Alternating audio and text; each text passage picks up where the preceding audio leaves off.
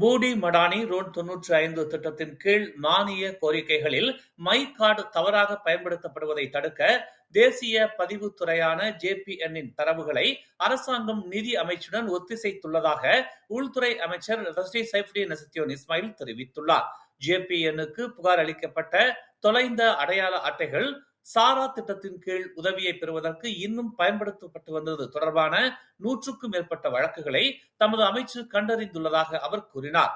JPN அமைப்பும் நிதி அமைச்சகத்தின் அமைப்பும் அந்த நேரத்தில் ஒத்திசைக்கப்படாததால் இந்த சிக்கல் எழுந்ததாக அவர் கூறினார்.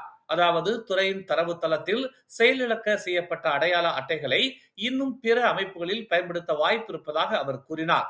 யாராவது தொலைந்து போன மை கார்டை புகார் அளித்தால் JPN உடனடியாக அதை செயலிழக்க செய்கிறது. ஆனால் நிதி அமைச்சகத்தால் நிர்வகிக்கப்படும் சாரா அமைப்பு நிகழ் நேரத்தில் புதுப்பிப்பை பெறாததால் அந்த அட்டைகள் அங்கேயே செயலில் இருக்கும் வாய்ப்பு உள்ளதால் மேலும் தவறாக பயன்படுத்தப்பட்டுள்ளதாக அவர் இன்று JPN-இன் தலைமையகத்தில் நடைபெற்ற செய்தியாளர்கள் கூட்டத்தில் கூறினார். 18 மில்லியனுக்கும் அதிகமான தகுதி வாய்ந்த பெறுநர்கள் இருந்ததால் வழக்குகளின் எண்ணிக்கை குறைவாக இருந்தது என்று அவர் குறிப்பிட்டார். ஆனால் அரசாங்கம் இந்த விஷயத்தை தீவிரமாக பார்ப்பதாக அவர் கூறினார்.